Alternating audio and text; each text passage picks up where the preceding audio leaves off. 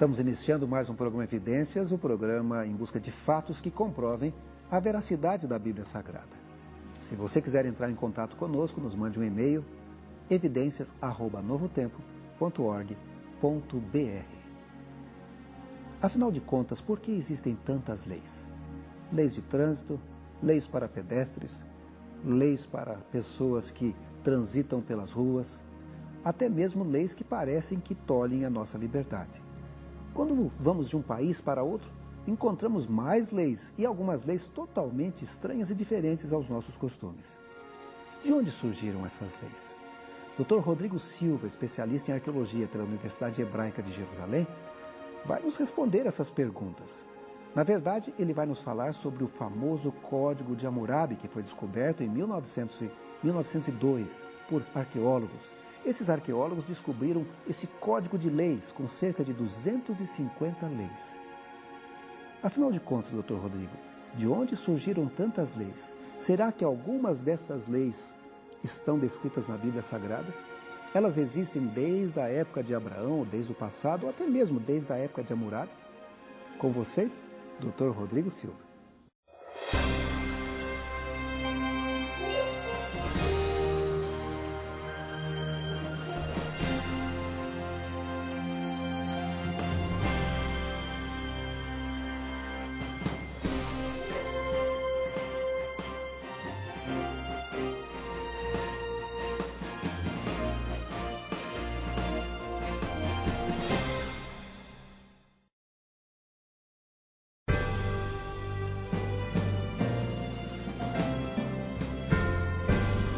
Leis e regulamentos existem para organizar a sociedade. Foi por isso que o mundo sempre esteve cheio delas.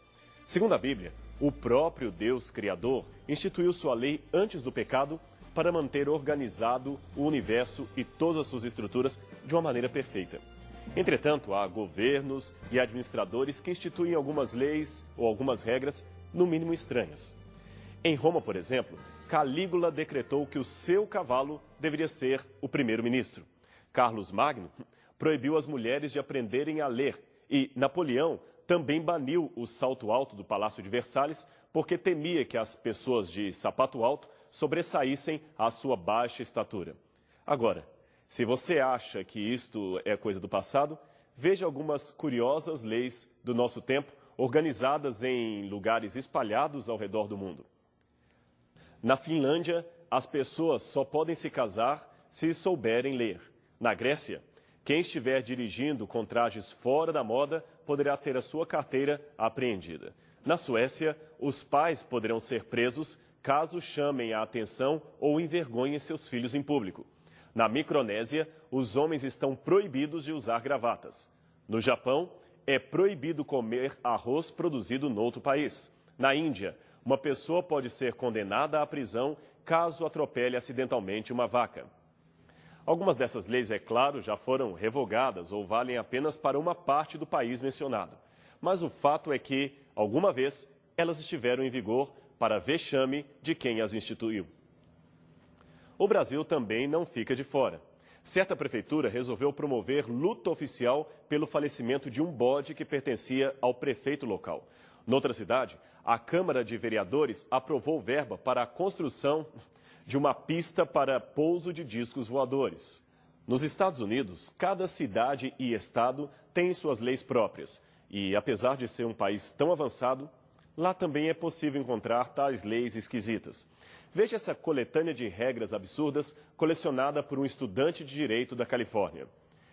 É proibido sapos coacharem depois das 11 horas da noite. Isso foi em Memphis, no estado do Tennessee. Tirar os sapatos dentro do teatro também é proibido, caso se tenha chulé. Isso foi no estado de Illinois.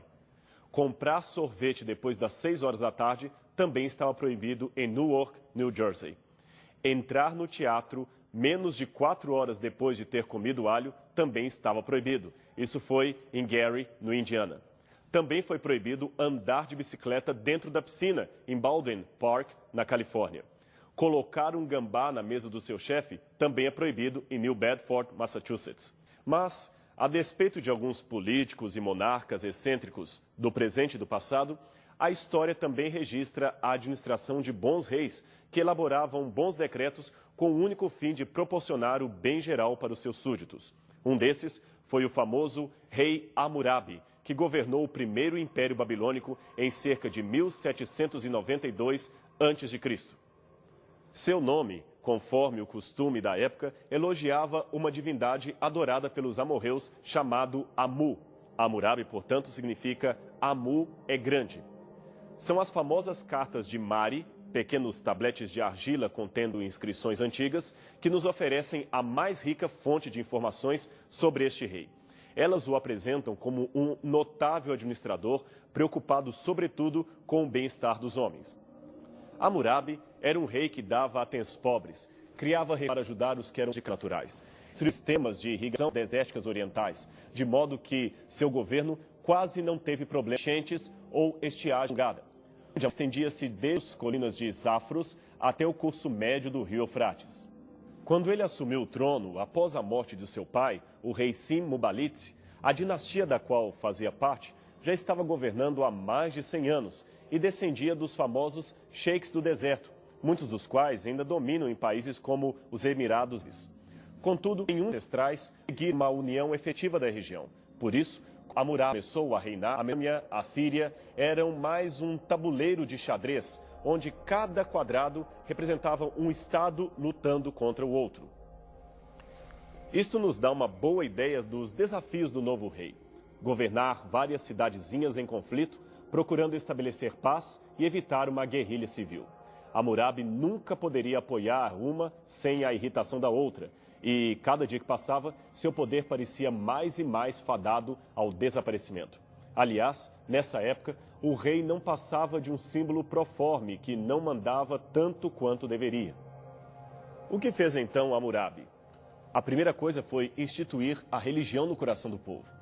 Há até quem defenda que ele era monoteísta, ou seja, adorador de um único Deus, como fazia o patriarca Abraão.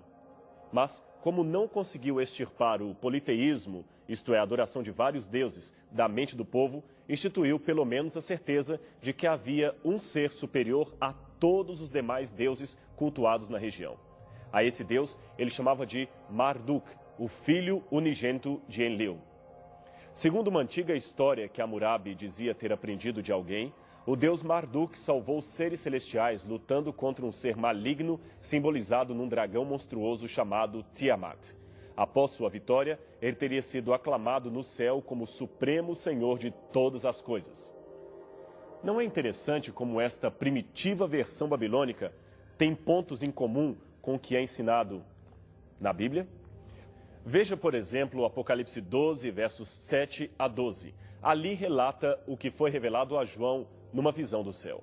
Miguel, que é Jesus, o Filho de Deus, lutou contra o monstro satânico, símbolo do mal, e o venceu, sendo por isso aclamado como o supremo salvador do universo. Há duas maneiras de entender esta similaridade entre os relatos antes de acreditar que tudo seja mera coincidência. A mais comum, anotada por alguns teólogos minimalistas, propõe que a Bíblia seja derivada dessas lendas antigas. Mas antes de nos acomodarmos nesta, que seria uma proposta imediata e simplista, usemos o raciocínio lógico para estabelecer uma outra leitura dos fatos.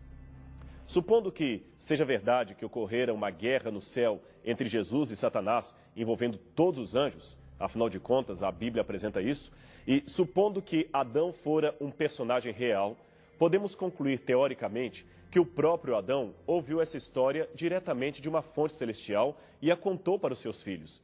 Estes, por sua vez, foram passando a tradição que, aos poucos, foi sendo modificada pelo acréscimo de mitos e idolatria pagã. Se assim for, o que Hammurabi teria descoberto e tentado implantar em Babilônia eram vestígios da história do grande conflito, que, embora parcialmente deturpada pelas crenças mesopotâmicas, ainda conservava algo do formato original.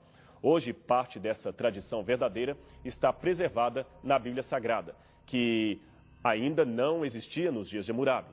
Há detalhes que, infelizmente, se perderam, mas parece que Deus conservou aquilo que era mais necessário para fornecer dados suficientes a compreensão humana acerca deste conflito e a respectiva salvação da humanidade.